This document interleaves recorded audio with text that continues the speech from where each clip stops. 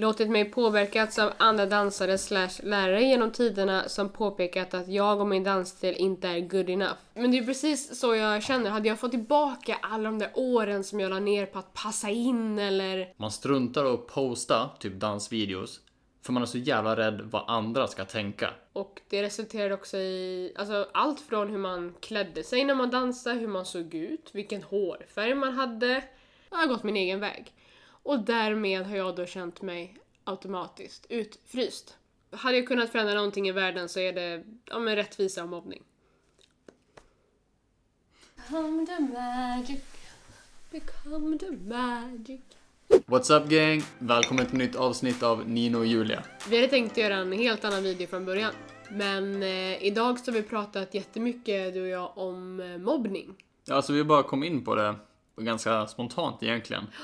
Och konversationen eskalerar ganska snabbt och vi kände att varför inte göra en YouTube-video på det här, för att det är så pass viktigt ämne. Vi vet att det är många som skriver till oss om att de blir mobbade på olika sätt.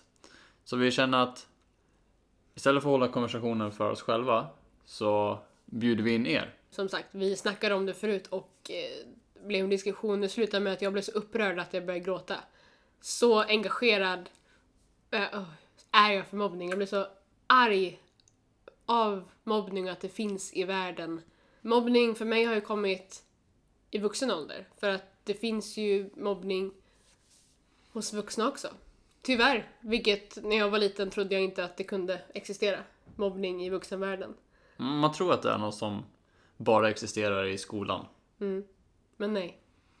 Jag har varit på många arbetsplatser där mobbning har uppstått. Och det har varit svårt då också, för då kanske jag har varit ny på jobbet och inte riktigt fattat vad det är som händer, för att det är inte den typiska mobbningen man ser bland barn. Det är en annan typ av mobbning. Det är fokus på utfrysning och snacka bakom rygg och... Ja precis, det är inte den här direkta mobbningen bara vad ful tröja du har på dig. Nej. Alltså det är inte den, utan det är mer psykiskt. Det är mer, man går bakom ryggen på varandra, man backtalkar, man trashtalkar och man fryser ut. Det är nästan värre vissa gånger. Jag tycker mobbning är emot allt jag står för. Jag har alltid tänkt att så som jag själv vill bli behandlad ska jag behandla andra. Det är ett väldigt bra och enkelt tankesätt. Jag har alltid trott på kindness, alltså att vara snäll. Jag tror att vi kallar det snällhet. Jag tror att snällhet övervinner allt. Man ska vara snäll mot sig själv, man ska vara snäll mot de man känner, man ska vara snäll mot de man inte känner, man ska vara snäll mot alla. Men vad känner du att du har varit med om då? Som ung minns jag inte någonting om mobbning. Det är klart folk har varit elaka mot mig, men inte mobbning. Jag har inte känt att jag har blivit mobbad. Men som vuxen har man ju blivit utsatt för mobbning på... Kolla, nu kommer jag bli så extremt frustrerad. Ja, jag märker det. Jag blir så arg. 2 minuter. Du kan prata så länge. Jag blir så arg. Och jag är ändå vuxen. Tänk någon som inte... Okej, jag är vuxen, men tänk någon som är yngre än mig. Som dansare så är det en väldigt tuff bransch. Det är väldigt litet. Vi båda flyttade hit. Nu var typ 19-20 år gamla. Väldigt unga. Började våra dansutbildningar och sen skulle vi ta oss in i den här lilla dansbranschen som är väldigt liten. Där förekommer det mobbning på alla möjliga sätt. Okej, det jag har upplevt är att man inte blir accepterad för det man själv, för det man är eller det man vill, för de målen man har eller de drömmar man har. Man hela tiden blir tillsagt gör så. Och mina första år då var det så här: absolut, jag gör allt. Och när någon då till mig, vi säger att jag vill, nu leker vi med tanken, min största dröm var att dansa i Melodifestivalen. Vi leker med den tanken. Om jag då sa det, då kunde jag få höra att det är väl en bra dröm, men varför vill du det? Lite att man ifrågasatte min dröm och istället försökte föra mig på andra drömmar eller mål för att det är så de gjorde, eller vad ska man säga? Helt enkelt inte bli accepterad för det man vill eller den man är. Och det resulterade också i alltså, allt från hur man klädde sig när man dansade, hur man såg ut, vilken hårfärg man hade, vart man kom ifrån, vad man lyssnade på. Dels mina elever frågar mig vilken skola de ska gå, vilken klass de ska ta, vilken väg de ska gå. Och då frågar jag alltid dem som, vad är det de vill? Och det vet de inte riktigt. Folk är rädda för att göra fel för att därmed bli utfryst. Folk är rädda för att gå sin egen väg och göra det man själv vill och dansa så som man själv vill. För att man är rädd för att bli utfryst. Och det är så himla tråkigt. Det är exakt det jag själv upplevt också, att jag valde att gå min väg. Jag flyttade hit, gick en dansskola, 2 år. Sen åkte jag till LA, dansade där. Och sen dess har jag frilansat och har gjort precis det jag vill. Alltså dansat som jag vill. Inte dansat för någon har sagt att den här klassen ska du ta, eller den här skolan ska du gå, eller det här ska du på dig, eller det här ska du lyssna på. Utan jag har gått min egen väg. Och därmed har jag då känt mig automatiskt utfryst. Och jag har haft så många elever som har kommit fram till mig efter mina dansklasser och sagt, det är så skönt på dina klasser att jag kan vara mig själv. Det är det. Och det är så här, visst, det är skitkul att höra. Alltså jag blir jätteglad att jag lyckas bygga upp den stämningen på mina klasser. Ja. Men då blir jag också så här, men vadå, känner inte du det på alla klasser? Precis. Och jag tror det är så många som tar klass, inte för sin egen skull, utan för att man bör ta den personens klass, man bör vara där, men de är inte där för sin egen skull. Det är så viktigt att ta klass för din skull och ta de klasser du vill. Gör det du vill, och det här gäller egentligen inte bara inom dans, det gäller inom allt. Eller allt. Skit i vad alla andra gör, det är inte så jävla viktigt. Gör det du vill, gå din väg. Vill du ta ridlektioner, ta ridlektioner. Vill du lära dig skruva med veteranbilar, gör det. Alltså så här, strunta i vad alla andra gör, det är waste of time. Som jag då, jag är väldigt ambitiös och målmedveten och har hela tiden satt upp mål. Jag har inte bara gått och det låter som jag har gått och lallat och bara tagit skojklasser. Men nej, jag har tagit klasser och betalat mycket pengar och rest och dansat och försökt hela tiden utvecklas och hitta nya vägar att utvecklas. Och ibland tappar jag bort mig själv och går på alla dansklasser jag kan och inte riktigt vet varför. Ibland så går det skitbra och jag reflekterar väldigt mycket. Men hela tiden så är jag ute efter utveckling. Och jag brinner väldigt mycket för min egen dansutveckling. Men det skär så hårt i mig när jag hör andra dansare berätta om hur också de är utfrysta så som jag har känt att vara utfryst. Och jag har jobbat väldigt mycket med mig själv sedan dess, så jag känner inte det riktigt längre för att jag bryr mig inte längre. Men så här, när du säger att känna sig utfryst och allting.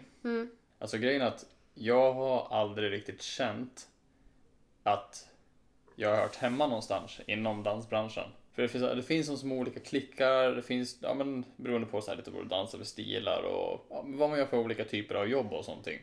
Vilket inte är en dålig grej, det säger jag inte, men jag säger bara att det finns olika klickar. Men jag har aldrig känt att jag har hört hemma i någon av de klickarna. Jag har alltid känt mig som min egen lilla klick där det bara är jag. För jag gillar att göra allt möjligt. Många som tar mina klasser säger att jag har en egen stil och bla bla bla. Och i början var det var skittråkigt. Jag spenderade jättemycket tid i början av min dans och försöka efterlikna andra. Men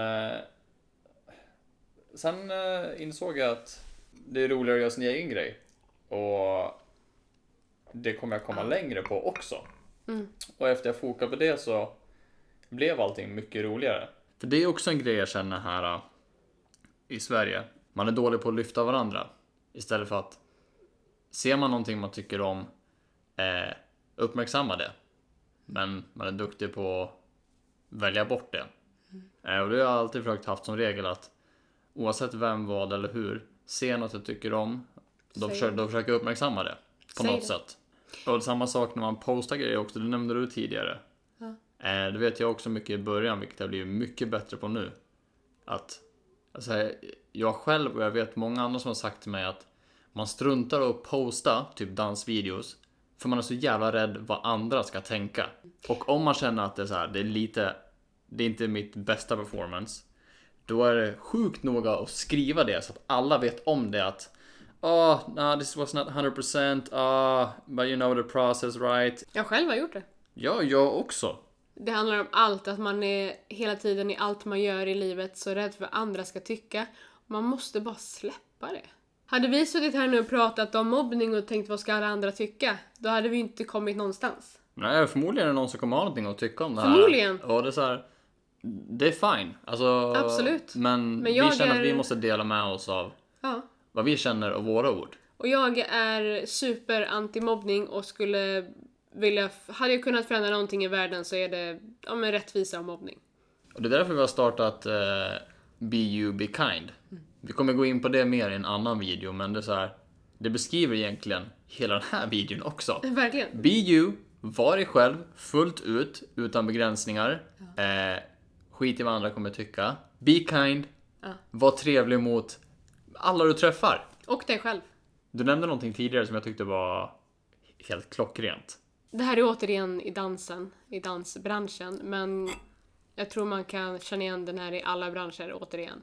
Det är som att livet är som en skolgård. Då menar jag den här stereotypiska skolgården i en film till exempel.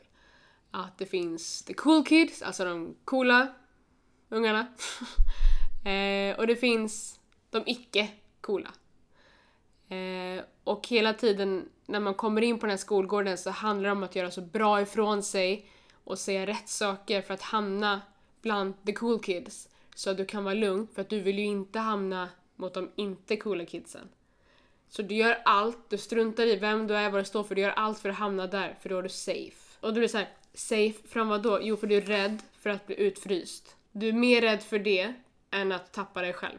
Istället för att bara vara sig själv och stå upp för den man är. Vad spelar det för roll om du är med de icke-coola kidsen? Och vem bestämmer vilka som är the cool kids? Förmodligen någon som har ganska dåligt självförtroende har bestämt att de är bättre, de är, nu drog jag över gränsen. Men ni fattar, vem har bestämt att det är dåligt att inte vara den creddigaste, det coolaste någonsin? Det är där vi båda har känt oss som outcasts. Att vi har känt att fan, vi hör ju inte hemma någonstans. Vi är varken bland de coola eller töntiga eller så här. Vi har känt oss helt ensamma och sen bara lyckas du och jag hitta varandra på den där jävla skolgården. Ja, det är det jag menar. Du och jag vågade vara oss själva och hitta varandra. Och seriöst, vi skapade vår egen klick. Vi skapade vår egen grej överhuvudtaget. Alltså, vi har en kanal. Med risk för att låta dryg, men så här, vi skapar något som inte fanns. För att vi trodde så hårt på våran grej och vårt koncept och det vi gör, och vi älskar det vi gör och brinner för det.